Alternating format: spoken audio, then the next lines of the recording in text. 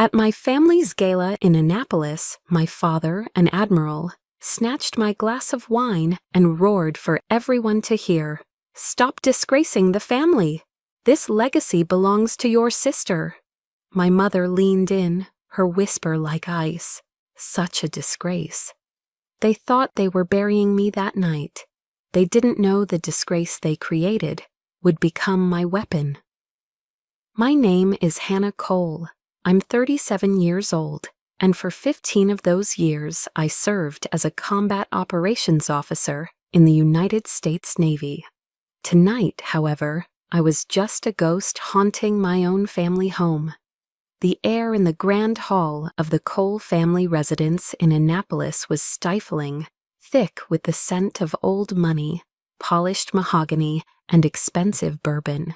It was a familiar scent, the aroma of a legacy I was born into but never truly a part of. From a secluded corner, I watched the calculated pageantry unfold. Men in crisp suits, their wives in elegant dresses, all orbiting my father, the retired Admiral Donovan Cole. Their laughter was a little too loud, their smiles a little too bright. It was a performance, and I was the only one without a script. No one spoke to me. They offered polite, distant nods, their eyes sliding past me as if I were just another piece of ornate, slightly out-of-place furniture. I found a small, unoccupied table and ate a Maryland crab cake. The sharp, savory taste of Old Bay spice, doing nothing to cut through the bitterness rising in my throat. I felt the silent judgment from the walls themselves, from the oil-painted portraits of Cole men in their naval dress uniforms, their gazes stern and unforgiving. They were the architects of this dynasty. I was merely a footnote they wished they could erase. My father took his place at the center of the room, tapping a crystal glass for attention. The chatter died instantly. "Friends, colleagues," he began, his voice the familiar baritone of command. "Thank you for joining us to celebrate family." His eyes scanned the room, landing on my younger sister, Serafina. A genuine, brilliant smile lit up his face. And the shining jewel of this family, my daughter, Serafina. He spoke of her accomplishments as a celebrated chef, her upcoming restaurant, her perfect life. She was, he declared, the true embodiment of the Cole spirit. He never once glanced in my direction. It was as if I didn't exist. Then Rear Admiral Thompson, a newly retired friend of my father's, clapped him on the shoulder. "A fine girl, Donovan, a fine girl. And what about your other daughter? What is Hannah up to these days?" A brief, almost imperceptible flicker of annoyance crossed my father's face before it was smoothed away. "Ah, Hannah," he said, his voice casual, dismissive. "Hannah is pursuing personal projects, a noble little venture with some boats, I believe. A quiet life after she was unable to continue her naval career." The lie hung in the air, a poisoned dart aimed directly at my heart, unable to continue. 15 years of service, of deployments, of sacrifices I could never speak of, all erased with a single careless phrase. I looked at my mother, Eleanor, standing beside him. She gave a serene, unwavering smile and a slight nod of agreement, her loyalty to his narrative absolute. The hurt was a physical thing, a knot tightening in my chest. I swallowed it down, my training kicking in. Maintain composure, duty calls. The polite thing to do was to congratulate my sister. I stood and began to walk toward her, a plastic smile fixed on my face. I never made it. My father stepped into my path, his body blocking me. His hand clamped down on my wrist, his grip far stronger than necessary, a grip designed to hurt, to control. He leaned in, his voice no longer the charming host's, but a low growl of pure contempt. He snatched the wineglass from my other hand. "That's enough," he hissed, just loud enough for the circle of guests nearest to us to hear, their smiles freezing on their faces. "Stop embarrassing this family. This legacy belongs to Serafina. Don't you understand?" The red wine in his glass sloshed, a tiny, violent storm mirroring the chaos erupting inside me. The public humiliation was a branding iron against my skin. Then came the final killing blow. My mother glided to his side. She didn't look at me. Instead, her gaze fixed on the lapel of my dress as if she'd spotted a stain. She reached out, but not to comfort. Her fingers were rough as she aggressively straightened the fabric. "You have disappointed your father," she whispered, her voice as cold and sharp as ice. "You are a disgrace to this family." The whisper was more devastating than the shout. It was the verdict, the final confirmation of my worthlessness, co-signed by the two people who were supposed to be my safe harbor. I stood there, frozen, in the crossfire of curious and pitying stares. I didn't cry. A soldier is trained not to show emotion. I simply felt a cold, hollow space where my heart used to be. The words of the Serenity Prayer echoed faintly in my mind, a lifeline I couldn't quite grasp. "God, grant me the serenity." Gently, I pulled my wrist from my father's grasp. I turned, my back straight, my head held high, and walked away from the circle of light and laughter that was never meant for me. My steps were steady on the cold marble floor, each one a measured, disciplined retreat. But inside, my world had just been shattered into 1,000 irreparable pieces. As I walked toward the door, all I could see in my mind's eye was the wall of honor back in my father's study, filled with the achievements of generations of coalmen, and the one gaping, empty space where my name was supposed to be. The drive back to my small apartment was a blur of headlights and shadows.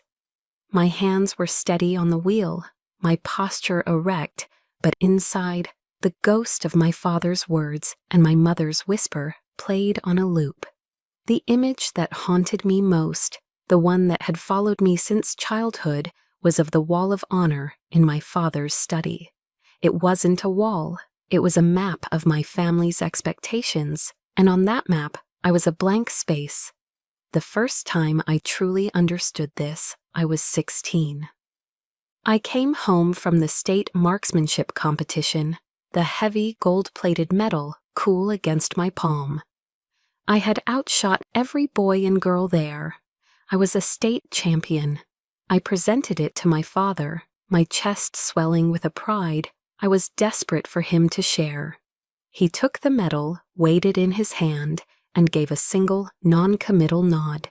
"Good, Hannah, very precise." Then he turned and carefully hung a framed photograph of Serafina on the most prominent spot on the wall. She was in a delicate white dress, her hands poised gracefully over the keys of a grand piano after winning a regional competition. "This is more elegant, Hannah," he said, adjusting the frame until it was perfectly level.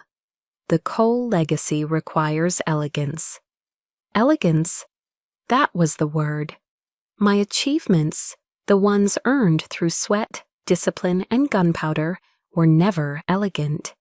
They were the wrong kind of excellent. It was a lesson I would learn again and again. The memory shifted, fast-forwarding to a Thanksgiving several years ago. I was 30, a lieutenant commander, fresh off a 6-month deployment in the Middle East. I had come home expecting, if not a hero's welcome, then at least a warm one.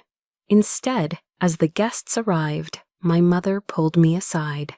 "Hannah, dear, be a help and clear the coats, would you?" she'd said, while Serafina and her wealthy fiancé were paraded around, holding court with senators and their wives.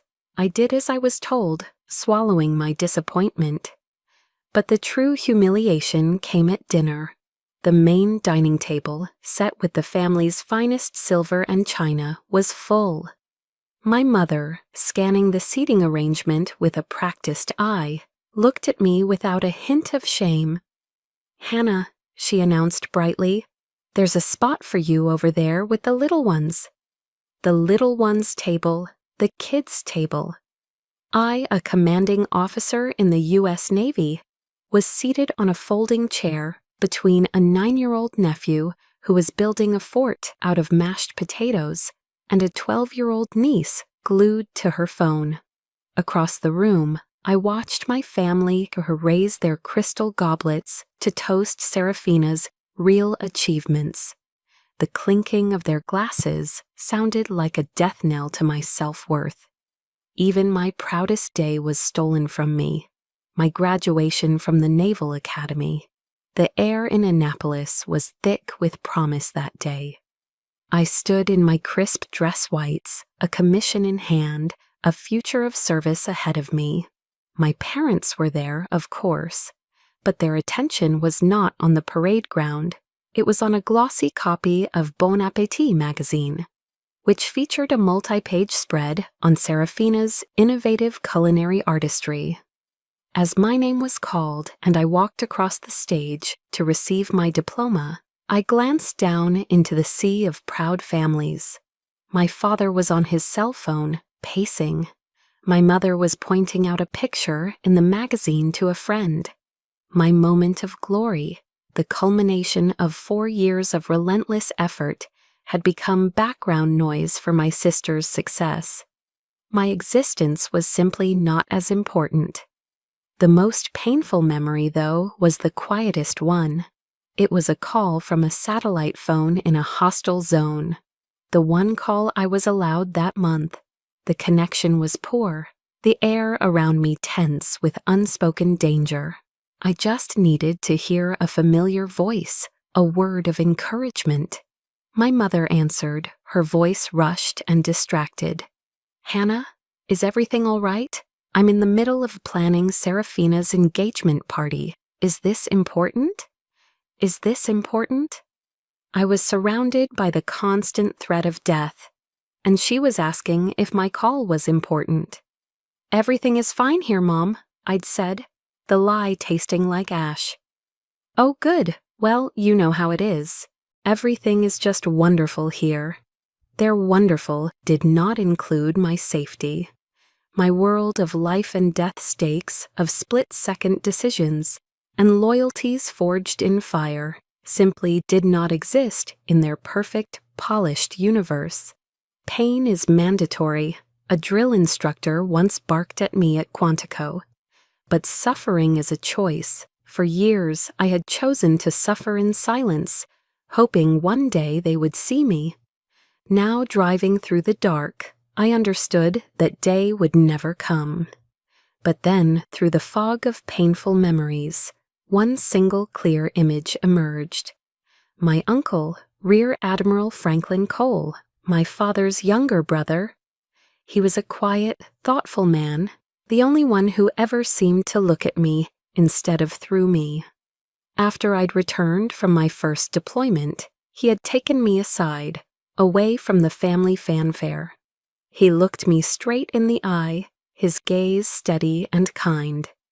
"What you do out there, Hannah," he'd said, his voice low and sincere. "Not everyone can do it. You be proud of that, even when no one else is." That single sentence, that one moment of pure, unadulterated recognition, had been the anchor that kept my self-respect from sinking completely into the dark ocean of their disapproval. It was a faint light, but it was enough to navigate by.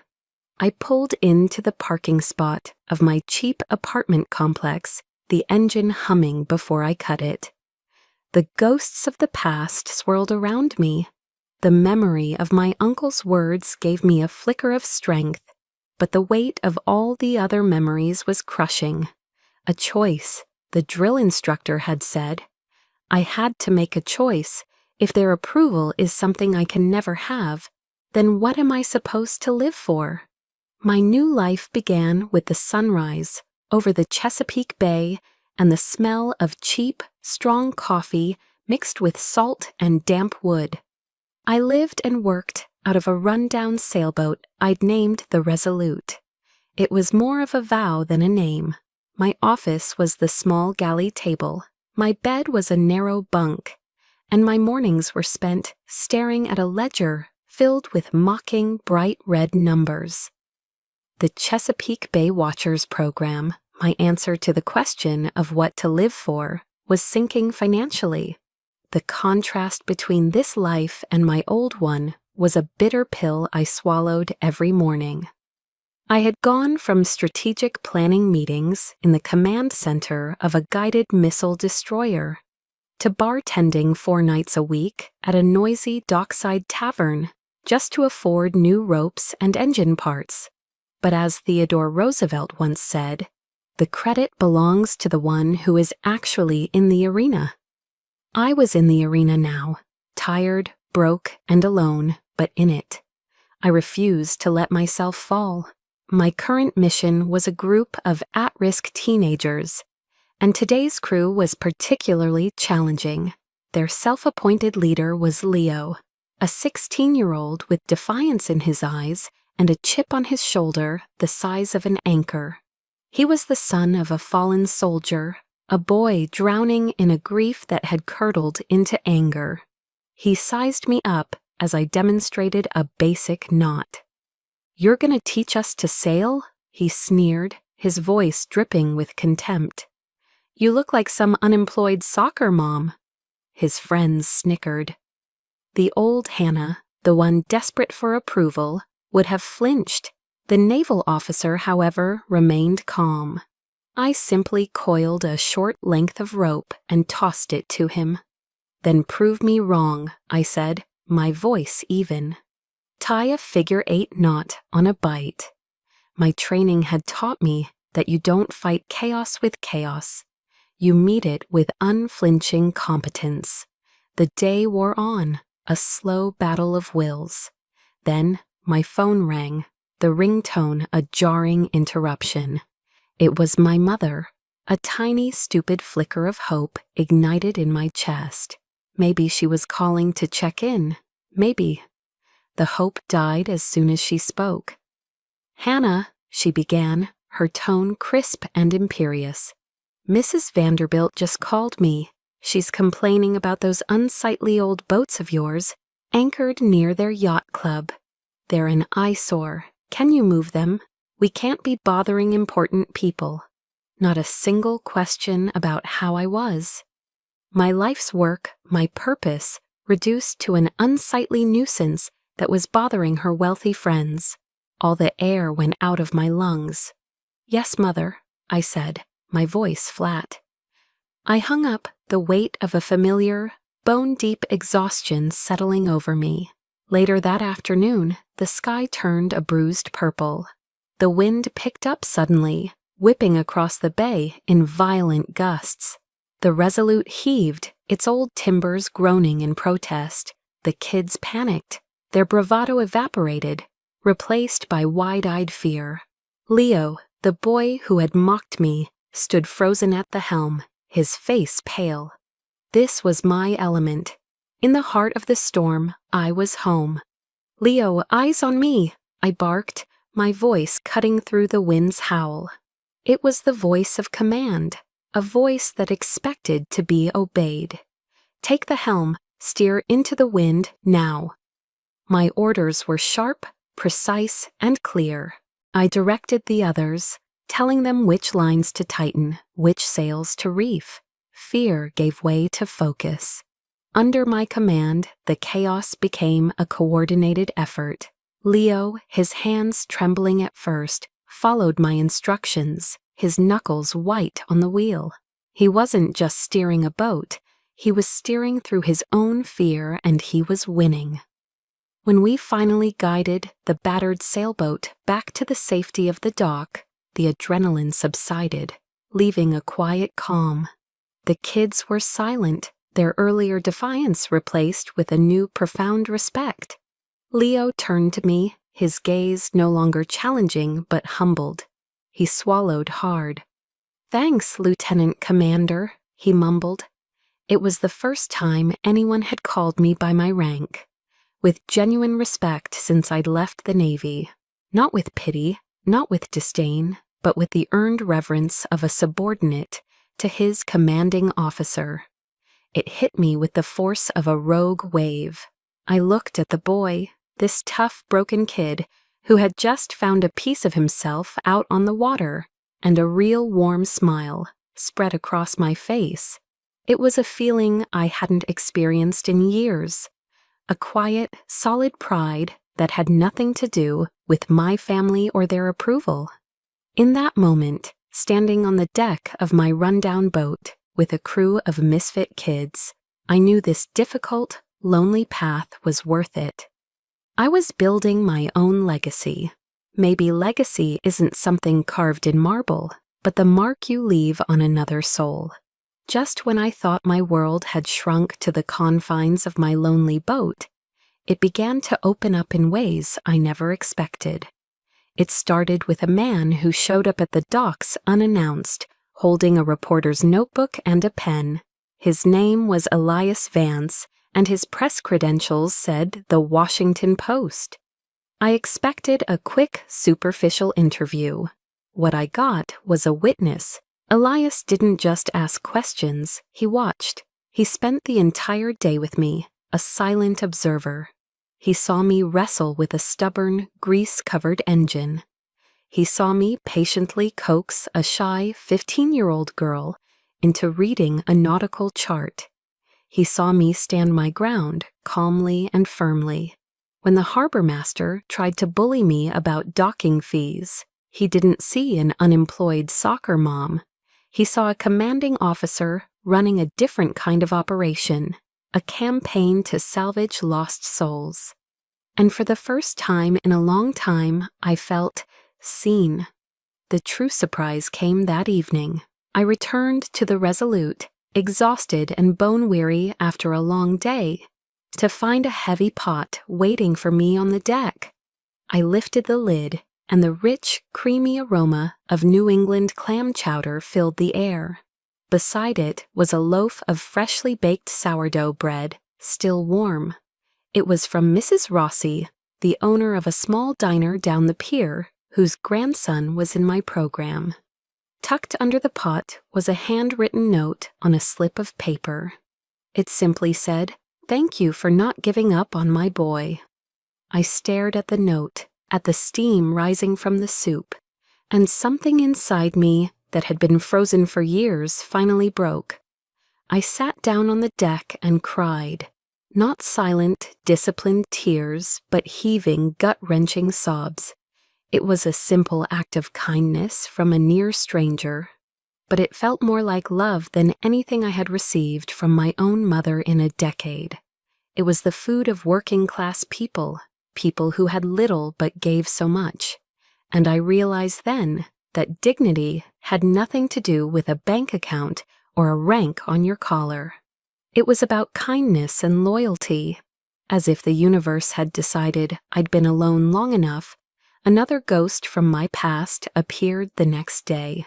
Master Chief Petty Officer Marcus Reyes, my former chief engineer on the destroyer, stood on the dock, a duffel bag at his feet. After retiring, he'd heard through the grapevine what I was doing and had driven 6 hours from Norfolk to find me.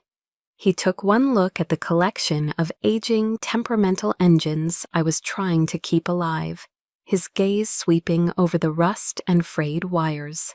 He shook his head slowly. "Lieutenant Commander," he said, his voice the same calm, capable rumble I remembered from the engine room. "This setup is a goddamn tragedy. Let me take a look." No long-winded questions about what had happened, no pity. Just the quiet, efficient loyalty of a true soldier. He rolled up his sleeves, pulled a set of wrenches from his bag, and got to work. In that moment, the loneliness that had been my constant companion felt a little less suffocating.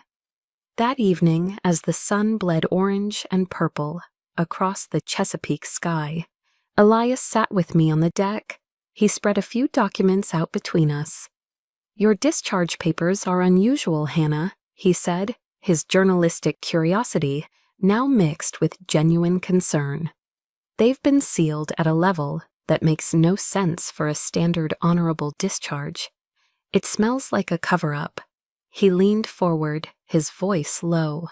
"Have you ever heard of the Fat Leonard scandal?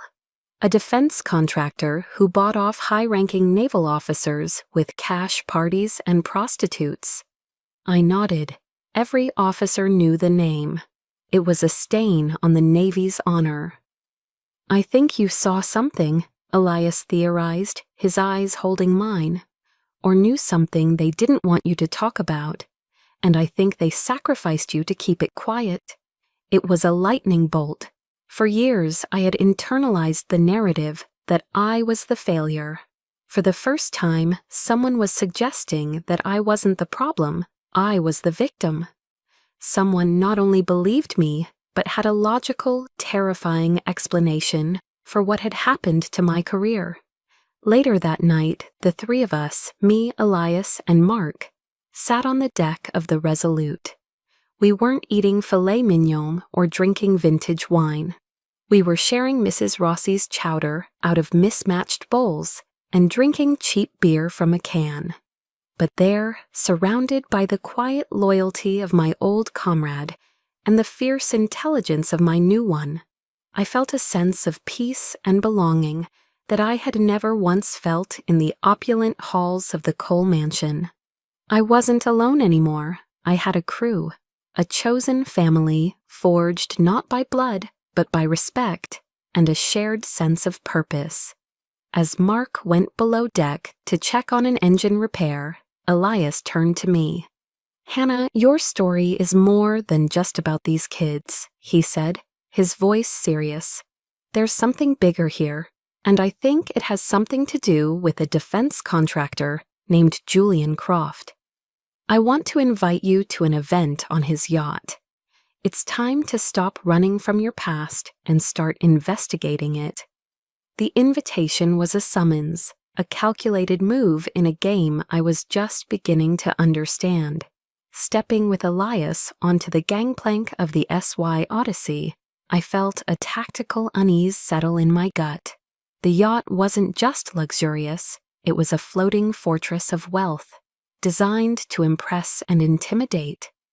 Teak decks gleamed under soft lighting, waiters circulated with trays of crystal champagne flutes, and the gentle strains of a string quartet drifted on the sea breeze.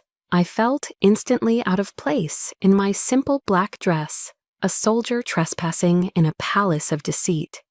Our host, Julian Croft, materialized before us. He was precisely as Elias's files had described him, a man with a predator's smile, all polished surfaces, and cold, empty eyes. "Lieutenant Commander Cole," he purred, taking my hand. His grip was firm, a display of power, but his skin felt strangely lifeless. "A pleasure. Your father has told me so much about your, passions." The slight pause, the subtle emphasis. It was a masterclass in veiled insult. He was telling me he knew exactly who I was. The family disappointment. Before I could respond, my own family appeared, their timing perfect, their smiles bright and brittle. They were not cold this time, they were worse. They were friendly. My mother took my arm, her fingers digging into my bicep. "Hannah, just be charming for a few hours," she whispered urgently, her eyes darting toward Croft. "Croft Dynamics is a very important partner. Seraphina's future depends on this." My father then stepped forward, placing a heavy, patronizing hand on my shoulder. "Think of it as a mission, daughter," he said with a strained heartiness. "Serve your purpose." The pieces clicked into place with sickening clarity. I wasn't a guest, I was a prop. A pawn brought here to complete a picture of Cole family unity, all to smooth a business deal. A wave of nausea washed over me. This wasn't just neglect. This was active, calculated use. "Identify the threat," A voice from my training whispered in my head, "Assess, neutralize." Later, Croft cornered me near the railing as I stared out at the dark water. He held a glass of 25-year-old single malt scotch. He offered me one. I declined. "I hear you were a brilliant commanding officer," he began, swirling the amber liquid. "A true warrior, but you chose a different path. Sometimes the most difficult decisions are the right ones, for everyone involved." His words were silk-wrapped threats, a casual reminder of his power. He was probing, testing my reaction. I met his gaze and held it, my face a mask of neutrality, my mind a tactical map, recording every detail. At dinner, the pretense reached its peak. Serafina, glowing, spoke of her plans to open a new restaurant in Dubai, a project bankrolled by Croft. To flatter their benefactor, my father launched into a grand story about naval history. Croft cut him off with a loud, braying laugh. "Ah, the Navy," he boomed, his voice carrying across the table. "So many secrets. It's like all those ghost ships you hear about, the ones that just vanish without a trace." He said it with a casual, chilling arrogance. My blood ran cold. He was joking about ghost ships while we were sitting on one. Across the polished table, Elias caught my eye. He knew. We both knew. The sheer audacity of it was breathtaking. As a magician was brought out for post-dinner entertainment, I saw my chance. "Excuse me," I murmured, feigning a need for the restroom. I slipped away from the laughter and applause, heading not for the guest quarters, but for the service corridors below deck. The air grew cooler, the scent of fresh paint, failing to mask the faint metallic tang of rust underneath. The opulence of the upper decks was a thin veneer over something old and decaying. I moved with purpose, my heels clicking on the metal flooring. My eyes scanned the bulkheads, searching for something I'd noticed on a blueprint Elias had shown me. A small emergency control panel with a slightly scratched surface near its identification plate. I found it tucked away behind a stack of linen carts. My heart pounded against my ribs. Looking both ways down the empty corridor, I knelt. My hand was steady as I used my fingernail to scrape at the thick, glossy white paint covering the plate. It flaked away, revealing the faint, stamped letters and numbers beneath. N377DDG. The world stopped. Time, sound, breath. All of it ceased to exist. N377DDG. It was the hull number, the official designation for the USS Acheron, the guided missile destroyer commanded by my father's mentor, Admiral Patterson, a man he called a brother. The ship that had reportedly vanished in a tragic training accident off the coast of Virginia 6 years ago, taking its entire crew of over 300 sailors with it. In that silent, sterile corridor, the horrifying truth crashed down on me with the force of a tidal wave. This wasn't a cover-up. It wasn't a business deal. This was a mass grave. This wasn't a yacht. It's a repainted tomb. And someone has to pay. Kneeling in that sterile service corridor, the steel deck felt like it was pitching beneath me, not from the motion of the sea, but from the violent lurch of my own reality. N377DG. The numbers were burned into my mind, a brand of horrifying truth. The USS Acheron, memories of its commander, Captain Miller, flooded back in a painful, vivid rush.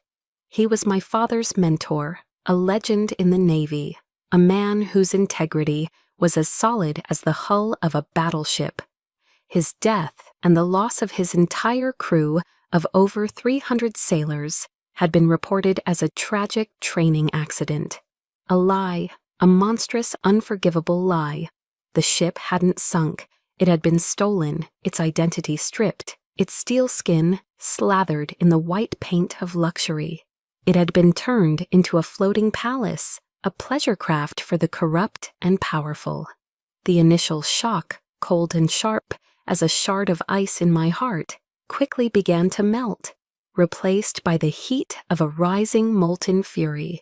It was a cold, hard rage, an operational fury I hadn't felt since I was on the front lines.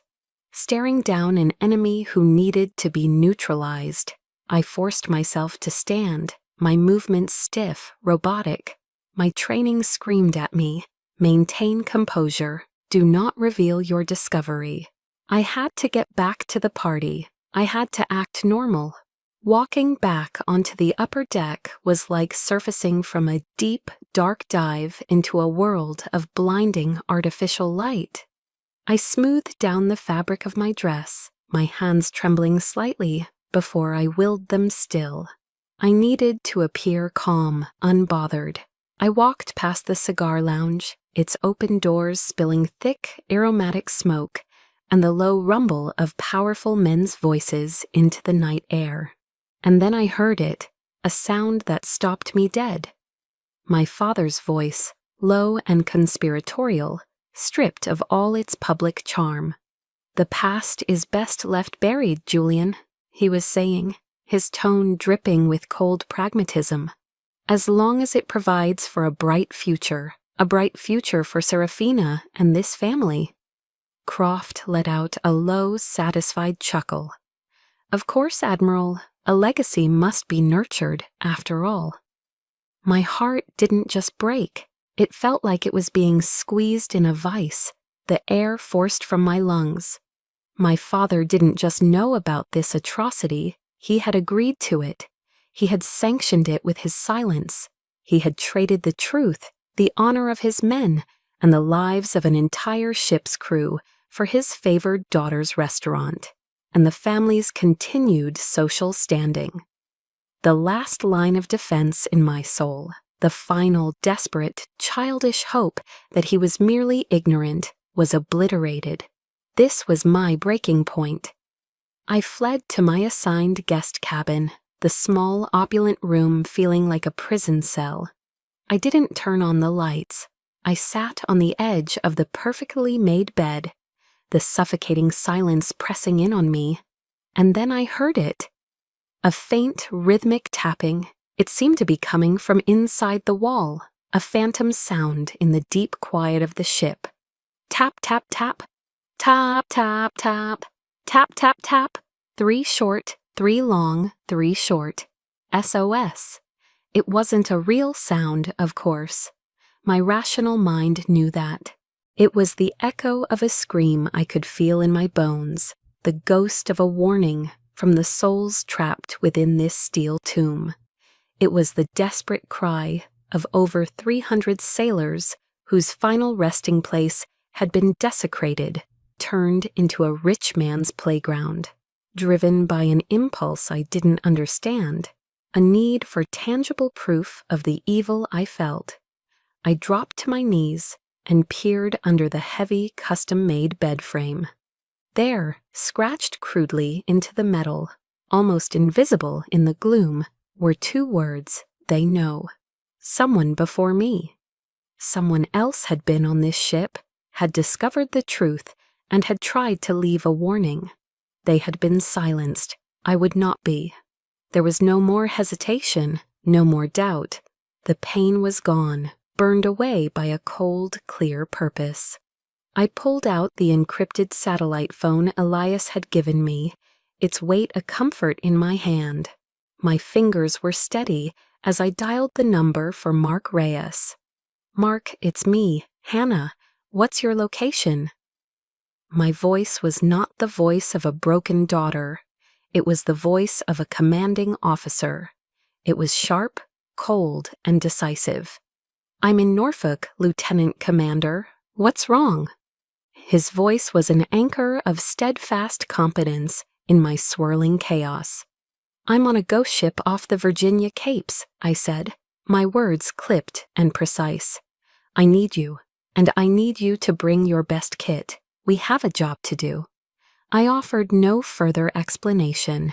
I didn't need to. With the unwavering, unquestioning trust of a soldier for his CO, Mark's reply was instantaneous. "Roger that, LC. Send me your coordinates." After ending the call, I stood and walked to the cabin's large porthole window. I stared at my own reflection in the dark glass, a silhouette against the faint lights of the distant shore. I no longer saw a victim. I saw a warrior. The woman my father had tried to erase was gone, and in her place was a United States naval officer. I remembered the oath I took when I was commissioned, the same oath my father took to support and defend the Constitution of the United States against all enemies, foreign and domestic. I finally truly understood who the enemy was. He was right here, on this ship, wearing my father's face. Tell me, if you were in my shoes, what would you have done? Would you have walked away, or would you have done what I did? I whispered a vow into the darkness, a promise sealed by rage and grief. Father taught me about honor. Now I'm going to teach him about consequences. My war had just begun. The art of war teaches that all warfare is based on deception. For the next 12 hours, I would have to be the most convincing actor on this floating stage of lies. My mission had begun. As a squall moved in from the Atlantic, conveniently providing cover, I made my way to a prearranged service hatch on the lowest deck. The wind howled and the rain lashed against the hull, masking the sound of the approaching high-speed Zodiac. Mark Reyes, clad in black from head to toe, came aboard with the quiet efficiency of a shadow. I led him through the labyrinthine service corridors to the engine room, the one place on the yacht I knew was free of surveillance cameras. The heat and noise made them unreliable. The moment we entered the thrumming metallic heart of the ship, Mark stopped. He didn't look at the custom-painted housings or the polished chrome fittings. He looked past them, at the bones of the machine. He placed a hand on a massive generator housing, his eyes scanning the layout of the pipes, the electrical conduits, the very architecture of the space. "This is an Arleigh Burke-class destroyer's power plant," he said, his voice a low rumble beneath the engine's roar. "No doubt about it. They just gave her a pretty dress, Lieutenant Commander. But the skeleton is still Navy." His words were the final confirmation I needed. The cold fury in my gut solidified into an icy, unshakable resolve. We found Elias in his cabin, where he had been poring over financial records and personnel files on a heavily encrypted laptop. The three of us formed an impromptu command cell. Sun Tzu wrote, "Know your enemy and know yourself, and you will not be imperiled in 100 battles." Elias was our intelligence officer, laying out the enemy's structure, a web of shell corporations, offshore accounts, and political connections that protected Julian Croft. Mark was our technical operations expert, his mind a living blueprint of the ship's systems, and I was the commander. "Our objective is the original voyage data recorder," I stated, my voice crisp and low. "The VDR, the Acheron's black box. It's the only piece of evidence that can't be disputed or buried. It will contain the ship's final moments, the audio from the bridge, everything." Mark nodded, his brow furrowed in concentration. On a DDG, the VDR is housed in a hardened casing, usually in a secure compartment near the ship's central command. On a civilian refit like this, Croft would want it close but hidden. He pulled up a schematic of the yacht on a tablet. "I think I know where." Our target was a converted storage compartment located behind Croft's private entertainment lounge, a room I knew he pompously referred to as his trophy room. Getting there would be a risk, but it was one we had to take. We moved under the cover of the late-night crew change. The corridors were quiet. As we reached the lounge, my stomach tightened. The room was a shrine to Croft's ego, but it was also a desecration of naval history. Displayed on the walls like hunting trophies were authentic naval artifacts. A ship's bell from a World War II battleship, a vintage officer's sword, and, in the most prominent position, a large folded American flag in a gleaming mahogany display case. The small brass plaque beneath it read, "Recovered from the USS Acheron." A wave of revulsion washed over me. Croft wasn't just hiding his crime, he was celebrating it, using the very symbol of our nation's honor as a decorative piece in his monument to greed. Mark got to work. He didn't need explosives or brute force. His tools were a set of specialized electronic picks and a bypass device. He knelt before a seamless-looking panel in the wall, his movements precise and economical. A few soft clicks, a low electronic hum, and a section of the wall slid open, revealing a small, dark, dusty space. And there it was, a bright orange hardened metal box, sitting silently on a shelf. The VDR. It was intact. Mark pulled a portable data reader from his kit and carefully connected a cable to the VDR's interface port. The small screen flickered to life, displaying lines of encrypted file directories. "We got it," Mark whispered, a note of awe in his voice. "The raw data is here, but cracking this encryption and copying the files will take time and a lot more processing power than I have here." We carefully removed the VDR, concealing it in Mark's duffel bag, and made our way back to my cabin. The weight of the box felt like the weight of 300 souls. We had the weapon. Now we needed to build the missile. Just as we closed the cabin door, a soft but firm knock sounded. My blood ran cold. We froze. Elias moved to the door, peering through the peephole. He gave me a surprised, questioning look before opening it a crack.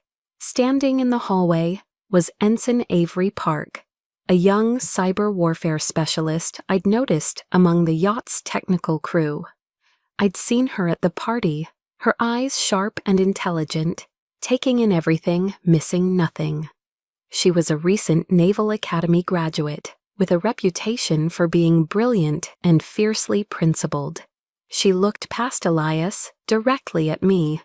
"Lieutenant Commander," she said, her voice low and steady. "I registered an anomalous power draw from this cabin when you weren't here, and a systems access request to the ship's archives from Mr. Vance's terminal. I know this isn't a yacht, and I want to help." She was taking an incredible risk, putting her entire career on the line. She was the final piece of the puzzle we didn't even know we were missing.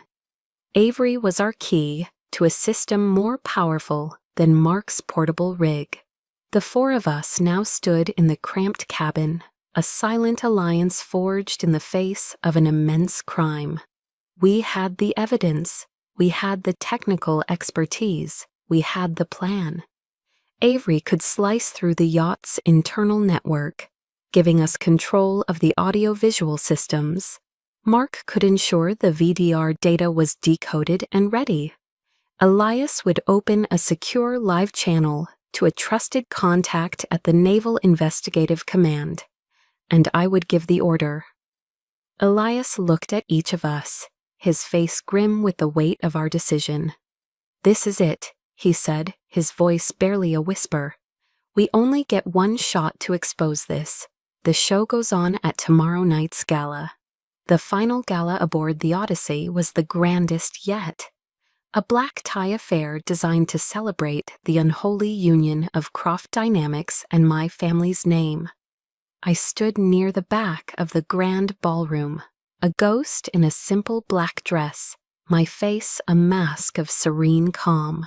My presence was an anomaly they could no longer ignore. I saw my mother, Eleanor, shoot me a look of pure venom, while Serafina whispered something to her. their expressions a mixture of annoyance and confusion. They couldn't understand why I was still here, a stain on their perfect evening. My father simply pretended I didn't exist. At the center of the room, on a small elevated stage, Julian Croft was in his element. He was delivering a self-aggrandizing speech, his voice smooth and resonant as it flowed from the ship's state-of-the-art sound system. "And this partnership is more than just business," he pontificated, his arms spread wide. "It is a commitment to a stronger America. It is a tribute to the honor, the sacrifice, and the unwavering duty of the men and women of the United States Navy." The hypocrisy was so profound, it was almost poetic. He spoke of honor while standing on a desecrated grave. He spoke of sacrifice while being the one who had demanded it. From my vantage point, I could see my entire team in position. I was on the command deck of my own operation. Elias Vance stood near a service exit, his satellite phone already connected. A live encrypted line open to a trusted contact at the Naval Investigative Command in Washington, D.C. He was our link to the outside world. Master Chief Mark Reyes was positioned near the ballroom's main power distribution panel, ready to reroute power or troubleshoot any physical override Croft's men might attempt. And tucked away in a small alcove, hidden behind a large potted plant, was Ensign Avery Park. Her face was illuminated by the glow of her laptop, her fingers flying across the keyboard with a dancer's grace. She was our digital warfare. I caught Avery's eye across the room. I gave a single, almost imperceptible nod. It was time. Croft was building to his crescendo. "To those who serve," he declared, raising his glass, "we salute you." His voice was abruptly cut off. The sound system died with a sharp crackle. The massive video screen behind him, which had been displaying the shimmering logos of his company and the Cole family crest, went black. A collective gasp swept through the room. For a single, silent second, there was only confusion. Then the screen flickered back to life. It no longer showed a corporate logo. It showed the official seal of the United States Navy, and beneath it, in stark white block letters, were two words, USS Acheron. Before anyone could fully process what they were seeing, a sound erupted from the speakers. It wasn't music. It was the distorted, static-laced recording of a man's voice, a voice strained with urgency and disbelief. It was the voice of Captain Miller, pulled from the VDR's audio logs. "Siren protocol has been forcibly activated. This is not a drill. I am refusing the order. To anyone hearing this, do not trust them. Mayday, mayday, mayday." The audio cut out, leaving a ringing silence. The entire room was frozen, a tableau of shock and horror. Then the video began. It was grainy black and white footage from a security camera, time-stamped 6 years ago. It showed the bridge of the Acheron. It showed Captain Miller arguing with two of Croft's private security contractors. It showed them grabbing him, dragging him away from the command chair as he struggled. The room erupted in panicked whispers. The screen shifted. A flurry of documents, emails, and internal memos flashed across the screen, each one highlighted to show a single damning signature, J. Croft. An order to seize control of the vessel, a manifest of a new non-Navy crew, a bill of sale to a shell corporation. I watched their faces. Seraphina's jaw was hanging open, her perfect, curated world crumbling before her eyes. My mother's face was a mask of waxy, bloodless horror. She looked as if she'd seen a ghost, and my father, Admiral Donovan Cole, stood as if he had been turned to stone, his face a ruin of dawning, catastrophic realization. "Turn it off!" Julian Croft roared, his face purple with rage. "Security, turn it off now!" But it was too late. The final piece of evidence flashed on the screen.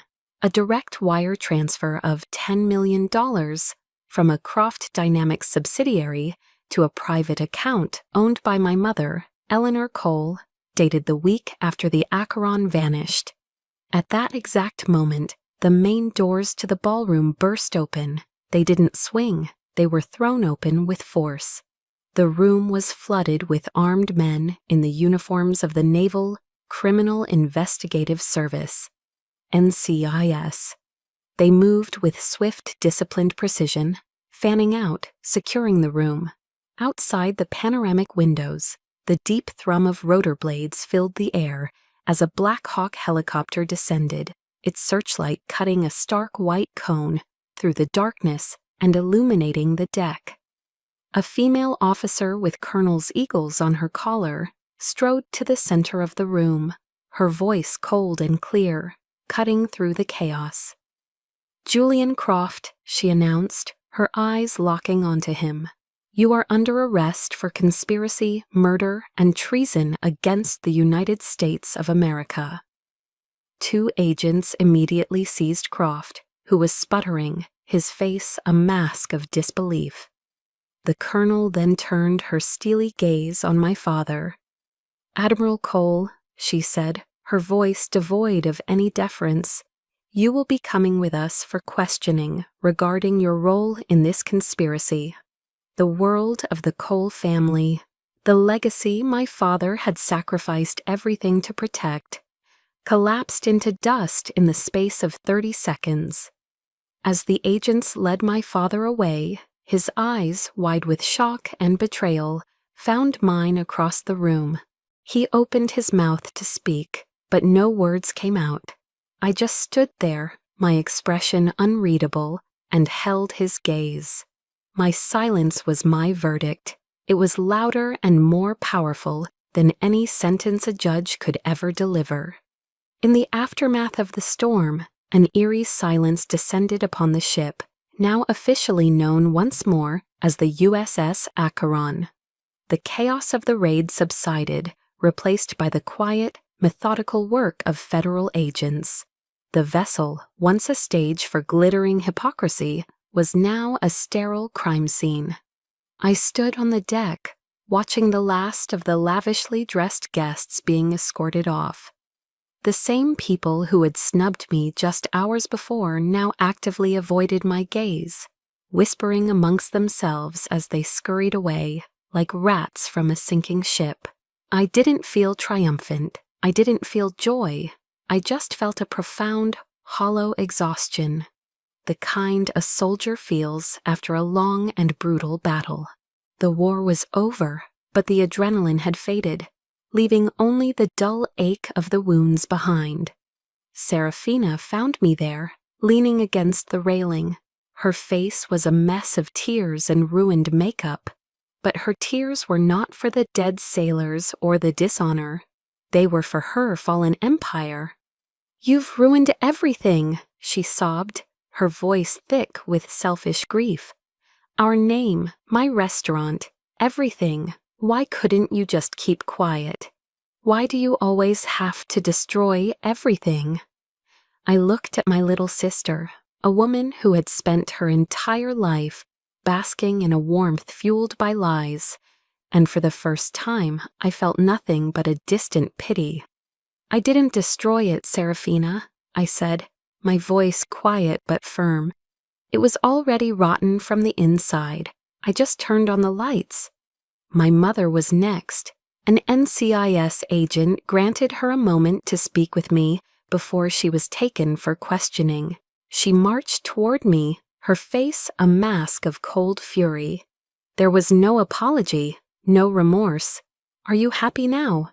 she hissed, her voice trembling with rage. "You've dragged your father and this entire family through the mud, all for your own selfish pride. A good daughter would never have done this." I looked at this woman who had given me life, but had never given me love, and the last vestiges of a daughter's duty withered and died. A good mother would never ask her child to stay silent about a crime, ma'am, I replied, my voice level and cold. The word hung in the air between us, ma'am. It was the formal address of a subordinate to a superior officer, a stranger to a stranger. It was a wall, a final, unbreakable boundary. The connection was severed. In the midst of the quiet chaos, my true allies found me. Elias, Mark, and Avery approached. They didn't offer congratulations or platitudes. They didn't need to. Elias simply placed a steady hand on my shoulder. Mark handed me a bottle of water, a simple, practical gesture that spoke volumes. Avery gave me a nod of profound, earned respect. Their silent solidarity was a stronger fortress than any I had ever known. The commanding officer from NIC, a formidable woman named Colonel Ramirez, came over. She looked me straight in the eye, a soldier assessing another soldier. "Lieutenant Commander Cole," she said, her voice crisp and professional, "you did the right thing. You honored your oath. The Navy owes you a debt of gratitude."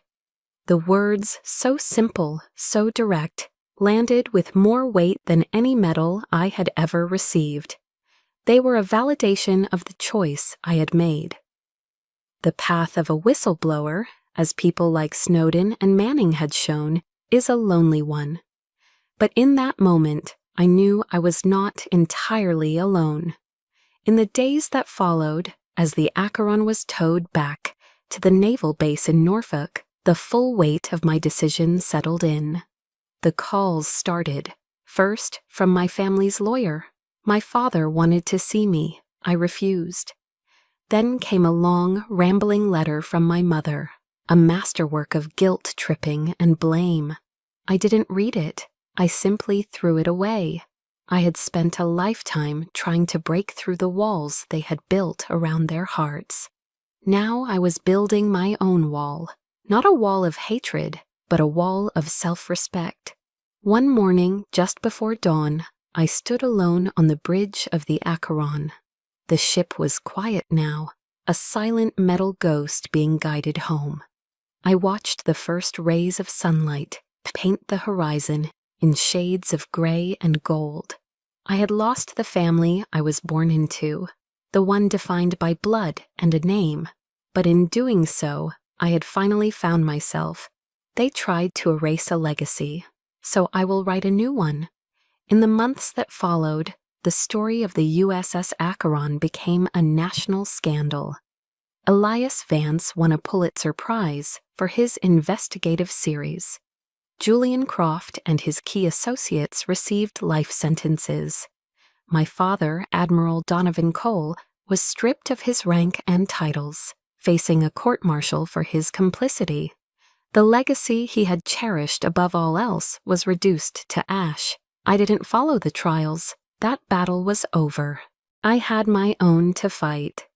My small, struggling Chesapeake Bay Watchers program was thrust into the national spotlight. One morning, an email appeared in my inbox with the subject line, "From the Pat Tillman Foundation." They had read my story. They saw a veteran who had continued to serve, and they were funding my entire program. Along with the grant came hundreds of letters from military families across the country, thanking me for giving a voice to the crew of the Acheron. I finally understood what Brené Brown meant when she wrote that vulnerability is not weakness, it's our greatest measure of courage. I had allowed myself to be vulnerable, and in return, I found a strength I never knew I possessed. A year later, on a bright, breezy afternoon, we held a small ceremony at the docks. My chosen family was there. Mark, now my lead engineer, stood beside me. Elias and Avery, friends for life, stood in the small crowd. We were christening a newly refurbished training vessel, purchased with the Foundation's grant. I named her the TS Legacy. But this was a different kind of legacy. I didn't make a grand speech. I just said, "Legacy isn't your name on a wall. It's the hope you light in someone else's heart. As the small gathering broke up, Leo approached me. The defiant, angry boy was gone, replaced by a confident young man who now served as my first mate. He held out a small, hand-carved wooden plaque. On it were the words, Lieutenant Commander Hannah Cole, our captain. And beneath that, inscribed in careful letters, was the name of every single kid who had come through our program.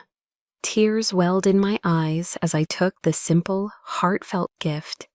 It was more precious than any medal, more meaningful than any promotion. It was the only honor that had ever truly mattered. The next morning, I stood at the helm of the Legacy, the sea breeze on my face, the warm morning sun on my back. A new group of kids, nervous and excited, were finding their stations. I was no longer looking back at the past. I was looking forward to the wide-open horizon. I began the roll call, my voice clear and steady in the morning air. Miller. Here, ma'am, a small boy piped up. Chen. Here, a teenage girl responded, a smile on her face. I called out each name and each one answered, their voice full of promise. I was no longer the shadow, the name that was omitted. I was the one calling the names, the one who saw them, the one who acknowledged them. I was the lighthouse. With a steady hand, I steered the ship forward, cutting a clean wake through the calm waters of the bay, heading toward a future I had built myself, a legacy forged not from betrayal, but from healing. My story isn't just about a ghost ship or a broken family. It's about the legacy we choose to build when the one we were given falls apart. It's about finding our own crew, our own why, and our own dawn. Each of us has a story of resilience, a quiet battle we've fought. I've shared mine with you, and now I'd love to hear yours. Share your own story of overcoming in the comments below, because every story shared is another lighthouse in the dark. For more stories that inspire and empower, be sure to subscribe to Chosen Revenge.